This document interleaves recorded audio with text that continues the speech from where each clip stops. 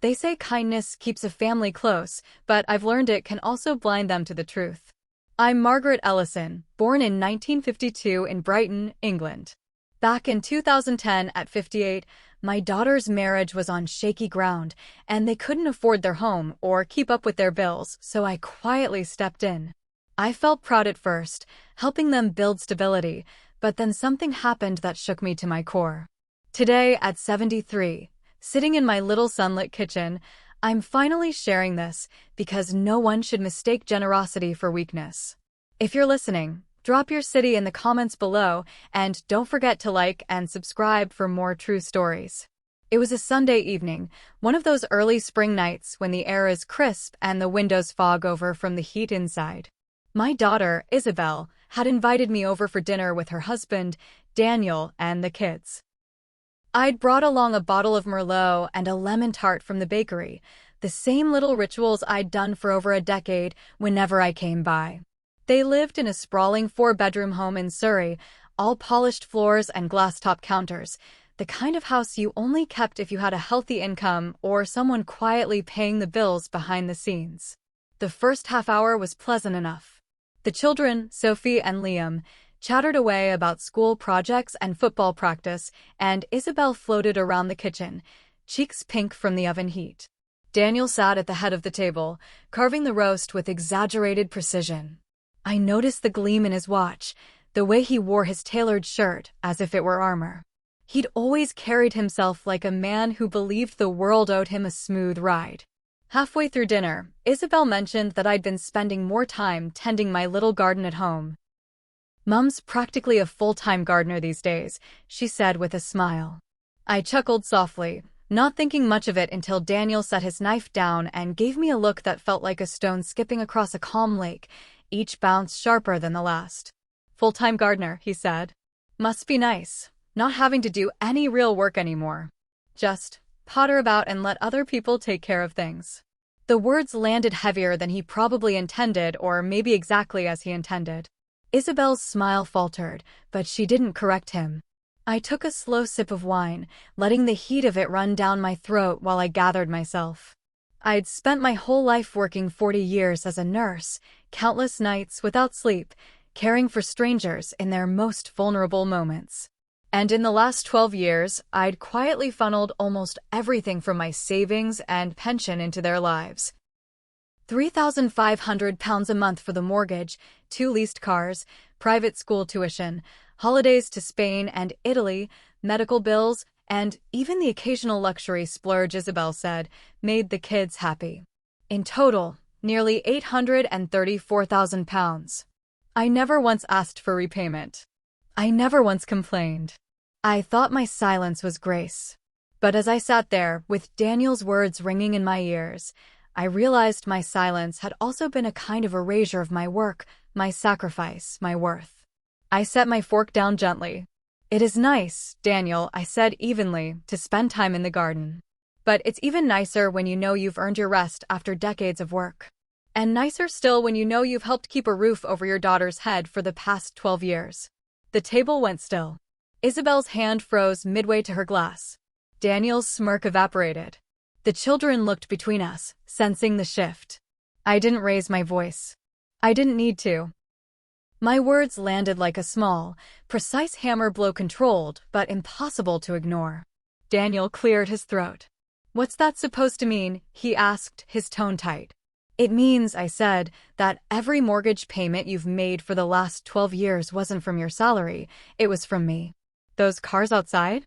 Paid for by me. The private school fees? Me again. I've been covering the gaps you couldn't. And I've done it without complaint, without question, and without making you feel small. Until tonight." A flush crept up his neck, and for a moment, I thought he might apologize. But instead, he scoffed, leaned back in his chair, and muttered, "Well, maybe that's the problem. You've made us dependent, Margaret. Maybe you like holding it over us." That cut deeper than the first jab.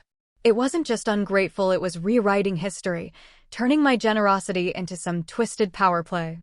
I pushed back my chair, my voice calm but unshakable. "I don't hold anything over you, Daniel. I give. Freely. But I will not give to someone who mistakes kindness for weakness and gratitude for obligation. Isabel's eyes filled with tears, but she didn't speak. She'd always been torn between defending me and appeasing him. The children sat in silence, the roast cooling on their plates. I gathered my coat from the back of my chair, placed my napkin neatly on the table, and stood. "I think I've had enough dinner for tonight," I said softly. As I walked toward the door, Daniel called after me, "You can't just walk away like this." I turned, met his eyes, and for the first time in years, let the steel show in my voice. "Oh, Daniel. Watch me." That night, I went home and pulled out every bank statement, every bill, every receipt from the past 12 years. I organized them into neat piles on the kitchen table, the numbers forming a paper monument to my sacrifice. And as I looked at them, I made a decision. No more mortgage payments. No more car leases. No more school fees. The credit card I'd been topping up for their emergencies? Closed. My role as their silent benefactor was over. I slept better that night than I had in years. The morning after that dinner, the air in my flat felt different, lighter somehow, as if the weight of 12 years had quietly lifted overnight. I made my tea, sweetened it with honey, and sat by the window while the sunrise spilled gold across the rooftops of Brighton. My phone lay on the table, buzzing now and then with notifications, but I ignored them. I knew who it was. Isabel had texted 3 times and called once. I wasn't ready to speak to her yet. Not because I was angry though I was, but because I needed to act before emotion clouded my resolve. I started with the mortgage company.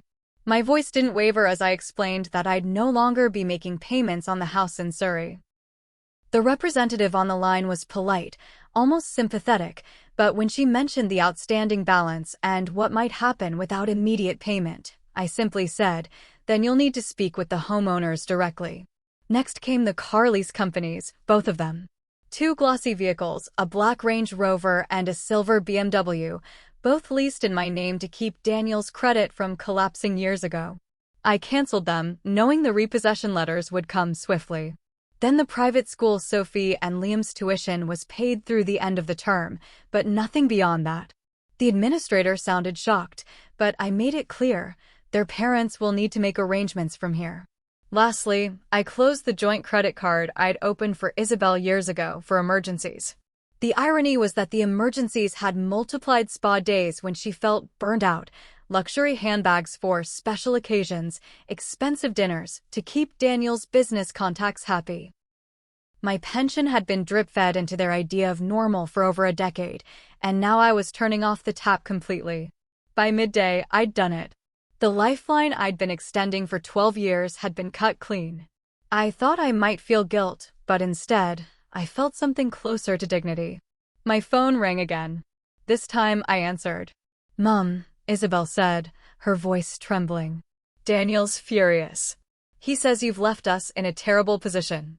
"No, Isabel," I said gently. "Daniel left you in a terrible position the moment he decided my help was owed to him. I've been your safety net. You've both mistaken it for the ground beneath your feet." She started to cry, the kind of sobbing that comes from fear rather than sorrow. "We can't make the mortgage without you. I've been out of work for years. What about the kids?" "I love Sophie and Liam," I said, my throat tightening, "but the best thing I can give them now is parents who live within their means. This will be hard. It will also be necessary." The first cracks appeared almost immediately.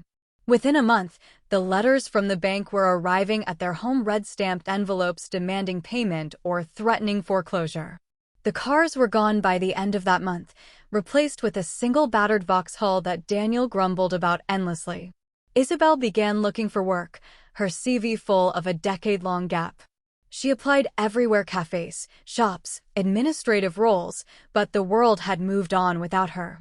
She was offered a part-time cashier position at a supermarket, the kind of job she once would have pitted others for taking. Daniel didn't fare much better. His business ventures, which had always been more about image than income, failed to cover even the basics. The man who had once sneered at my pottering about in the garden was now delivering takeaway meals in the evenings to make ends meet. They tried to guilt me in the beginning. Little jabs over the phone about how family should stick together, or how "you've got the money, Mum." But I stood firm. My answer was always the same. I helped for 12 years.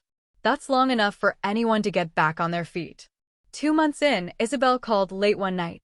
Her voice was low, heavy. We might lose the house. I know, I said softly.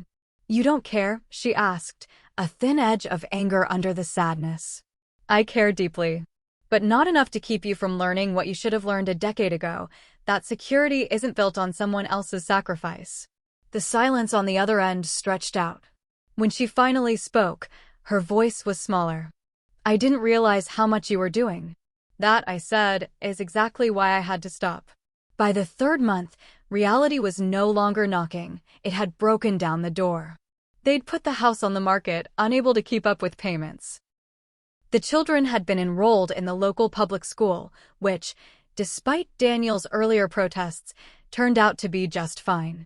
Isabel's supermarket job had grown to nearly full-time, and though she came home exhausted, she also came home with stories about the customers she'd met, the coworkers she liked, the satisfaction of earning her own wage. Daniel was different, too. The sharpness in his voice had dulled, replaced by a kind of weary acceptance.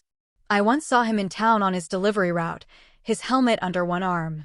He looked embarrassed at first, but then he gave a short nod in my direction. It wasn't an apology, not yet, but it was something. For me, those months were quieter. I tended my garden, read in the afternoons, and took long walks along the seafront. I had more money in my account than I'd seen in years, but more importantly, I had peace. I no longer felt the constant undercurrent of resentment that comes from giving and never being thanked. I knew they were struggling, but I also knew they were finally living in the real world. One evening, Isabel came to visit without Daniel. She looked tired, her hair pulled back, her hands rougher than I remembered. She sat at my kitchen table and took a deep breath. I'm starting to understand, Mom. What you were trying to show us. I poured her tea, slid the cup toward her. It's not about punishing you, I said. It's about helping you stand on your own. And making sure I'm respected while I'm still here to see it. She nodded, tears brimming but not falling. We're working on it. Daniel too. He's different now. I wasn't sure if I believed her yet. Change takes time. But as I looked at my daughter and really looked at her, I saw the beginnings of something I hadn't seen in years. Humility. And maybe, just maybe, gratitude.